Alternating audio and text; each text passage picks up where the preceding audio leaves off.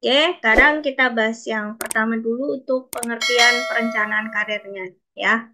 Perencanaan karir di sini ini perencanaan terhadap kemungkinan-kemungkinan seseorang atau karyawan itu sebagai individu dia bisa naik pangkat atau jabatan. Nah, ini dihubungkan dengan kemampuan dan persyaratan karyawan tersebut sehingga dia bisa mencapai kepuasan kerja ya yang bisa mendukung prestasinya. Ya, ini pengertiannya di dalam buku manajemen personalia karangannya John Supriyanto gitu ya. Nah, ada lagi kalau katanya Rifai gitu ya, perencanaan karir itu proses di mana perusahaan menyeleksi tujuan karir serta jenjang karir karyawannya untuk menggapai rencana karirnya gitu ya. Jadi kalau dilihat di situ, kalau kita bicara perencanaan karir, ada proses di situ, bagaimana seseorang atau karyawan itu dia menentukan goals-nya, ya, dia punya experience di situ, dia punya interest, minat, dia punya values, dia punya pendidikan, dan dia punya skill, artinya kompetensi yang menunjang untuk pencapaian perencanaan karirnya, gitu ya. Oke. Nah, sekarang bagaimana tahapannya di dalam perjalanan karir ya? Ada pertama tahap pertumbuhan dulu. Tahap pertumbuhan ini berawal dari usia di bawah 15 tahun. Nah, ini tadi ya yang menyambung tadi bahwa pengertian karir itu bukan hanya di dalam ketika kita udah masuk di dalam satu perusahaan atau kita ada di dunia kerja ya, tetapi karir itu ya sebenarnya perjalanan kita selama hidup gitu. Nah, ini ada tahap pertama di sini adalah tahap pertumbuhan. Tahap pertumbuhan di sini itu berada di bawah usia 15 tahun. Itu pasti dialami oleh kita semua. Ya, kita semua yang usia di bawah 15 tahun, itu pasti kita akan mulai mulai menampakkan atau mulai ada pertumbuhan di dalam perjalanan karir kita. Ya, di mana tahap ini, di tahap pertumbuhan ini, itu ujungnya adanya konsep tentang minat. Jadi sudah mulai ada minat dan kompetensi ya, tetapi sebatas kemampuan dulu untuk mulai berpikir tentang alternatif keahlian. Jadi saya mulai mikir ya, di usia 15 tahun tuh mungkin SMP ya. Nah, di SMP itu kan udah mulai, aduh saya minat, aduh saya sukanya ini, saya pengen apa punya keahlian ini gitu ya. Nah, itu sudah mulai ada gitu di dalam konsepnya dia berpikir gitu ya di usia segitu. Nah, itu sebenarnya sudah mulai masuk ke tahap pertama gitu yaitu tahap pertumbuhan di dalam tahapan perjalanan karir ya. Yang kedua, tahap penjajakan. Nah, ini ada di usia antara 15 sampai 24 tahun. Ya, 24 itu kan berarti udah mulai masuk kerja gitu ya. Udah udah mulai apa masuk ke dunia pekerjaan gitu. Di mana seseorang itu dia pada usia itu udah mulai menggali keahliannya. Kalau tadi kan udah mikirin apa ya yang nanti saya mau ahli di bidang apa misalkan gitu ya. Nah, kalau di sini udah mulai menggali beberapa keahlian secara serius dan mulai mencoba gitu ya, mulai mencoba untuk bekerja gitu. Nah, yang kemudian baru masuk ke tahap ketiga yaitu tahap pemantapan di mana di situ usia 25 sampai 44 tahun. Ya, di usia sekarang-sekarang kita ini nih mungkin di yang ada di sini itu masih ada yang di range ini tentunya ya. Nah, di sini seseorang itu ya akan secara terus-menerus melakukan pengujian terhadap kemampuan yang dimilikinya. Jadi dia akan terus-menerus meningkatkan kompetensinya ya dan coba untuk melakukan pekerjaan yang betul-betul sesuai dengan minat dan bakatnya. Jadi kalau di tahap penjajakan itu biasanya mungkin ya udah coba cari pengalaman dulu yang nggak sesuai dengan background pendidikannya, misalkan lulusan apa manajemen tapi kerjaannya di bidang apa di bidang teknisi misalkan gitu ya. Nah, banyak juga sih yang seperti itu. Ada arsitek, lulusan arsitek tapi ngambil apa tapi kerjaannya di bidang manajemen, di bidang administrasi misalkan gitu ya. Itu awal-awal ya pada saat penjajakan karena dia masih mencoba untuk cari pengalaman dulu, mencoba untuk bekerja. Nah, tapi kalau udah di tahap ketiga gitu ya, dia sudah mulai cari pekerjaan yang memang sesuai dengan minat dan bakatnya gitu ya. Oke, kemudian tahap keempat yaitu tahap pemeliharaan. Nah, ini usia 45 sampai dengan 65 tahun udah mau pensiun nih kalau di perusahaan gitu ya. Sudah masuk ke usia pensiun gitu.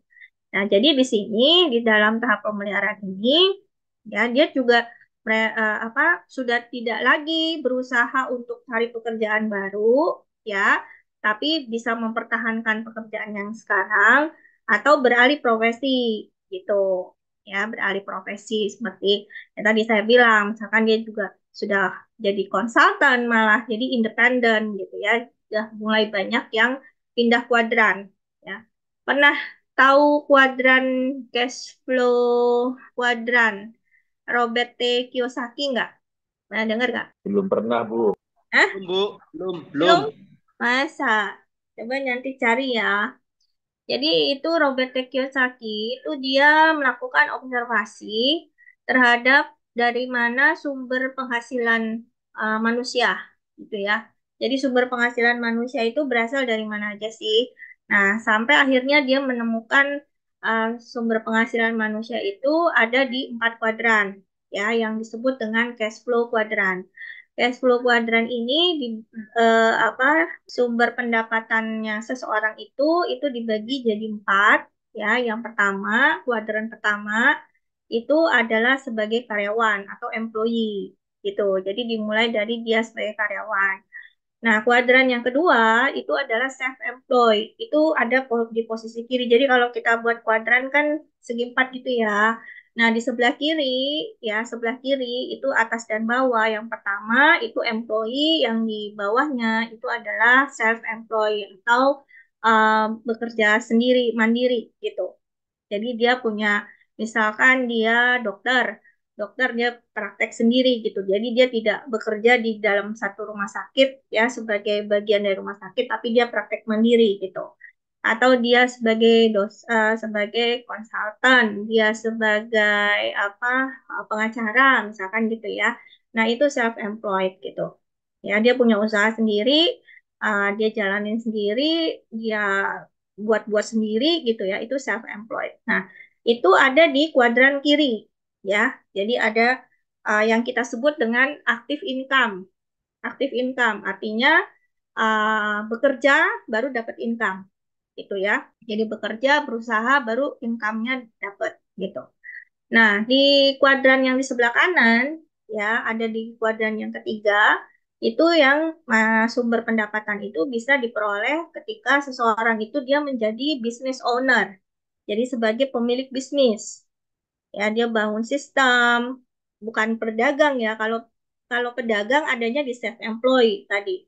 Tapi kalau udah jadi pebisnis, dia pindah kuadran. Jadi jadinya business owner, pemilik bisnis. Beda ya antara bisnis sama dagang. Kalau bisnis itu dia punya sistem. Jadi sudah dia buat sistemnya, ada orang lain yang masuk ke dalam sistem itu.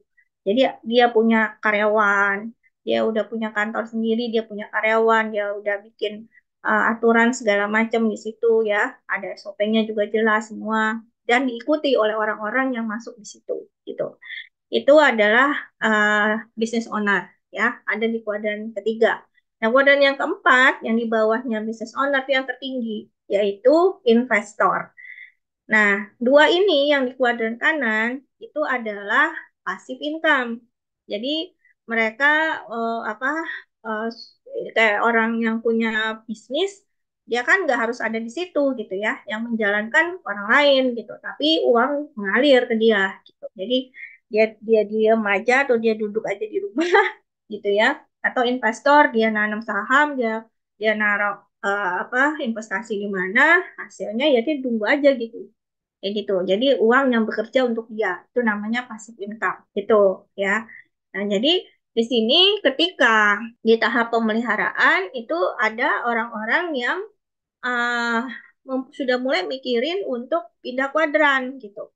Jadi dia udah nggak bisa jadi karyawan karena faktor usia, karena tadi ada aturan kan, aturan masa pensiun di dalam satu perusahaan, jadi dia pindah kuadran gitu. ya dengan keahliannya dia bisa tadi bisa jadi dia menjadi self-employed dulu atau kalau dia punya cukup modal dia bisa jadi business owner kan banyak yang punya apa usaha udah mulai dirintis misalkan punya usaha di bidang apa eh, eh, apa fashion atau kuliner misalkan paling banyak tuh ya seperti itu gitu. Nah, kemudian tahapan perjalanan karir terakhir di tahap kelima yaitu kemunduran.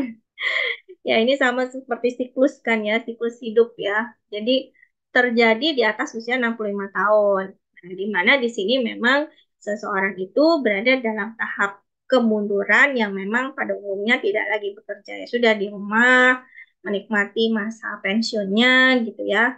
Jadi anak-anaknya udah anak-anaknya gantian yang apa yang mulai berkarir gitu ya sehingga dari mana pendapatannya ya paling eh, dari anak-anaknya seperti itu gitu ya atau menikmati sisa eh, uang pensiunnya seperti itu itu ya jadi itulah tahapan perjalanan karir kita ya sebagai manusia. Oke, nah sekarang apa faktor-faktor yang memengaruhi perencanaan karir ya.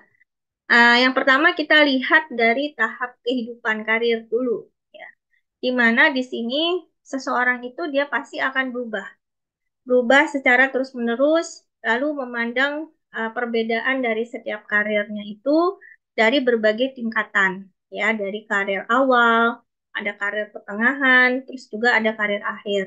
Karir awal itu tahap pembentukan, gitu ya, di mana eh, tujuannya adalah untuk memperoleh jaminan ya terpenuhinya kebutuhan di tahun-tahun awal pekerjaan. Ya. Nah, karir pertengahan ini biasanya akan ada banyak pengalaman-pengalaman baru, jadi ada penugasan-penugasan khusus, ada transfer, ya, mutasi, misalkan ada promosi yang lebih tinggi, ya, tawaran dari perusahaan lain, atau kesempatan untuk ke jenjang organisasi yang lebih tinggi, gitu. Jadi di sini intinya adalah di karir pertengahan ini adalah masa di mana pembentukan nilai seseorang untuk organisasi, untuk perusahaan tersebut, gitu. Ya, jadi seberapa bernilai nih si karyawan ini. Nah, kemudian yang di karir akhir ini adalah pemberian pelatihan kepada karyawan baru atau penerus ya. Kenapa? Karena kan sudah masuk usia pensiun atau kalau dia sudah nanti kita bahas setelah materi ini berikutnya nanti minggu depan itu adalah perencanaan suksesi ya. Ini nanti yang terkait dengan penggantian untuk posisi-posisi ya, posisi-posisi yang kunci gitu. Nah, jadi di situ di karir akhir itu sudah ada pengurangan beban kerja karena sudah dialihkan ke karyawan yang baru, ya, pendelegasian tugas utama, eh, dan apa namanya supaya itu bisa perusahaan itu bisa terus produktif gitu ya, dan persiapan dirinya karena persiapan dirinya si karyawan itu untuk dia pensiun. Oke ya.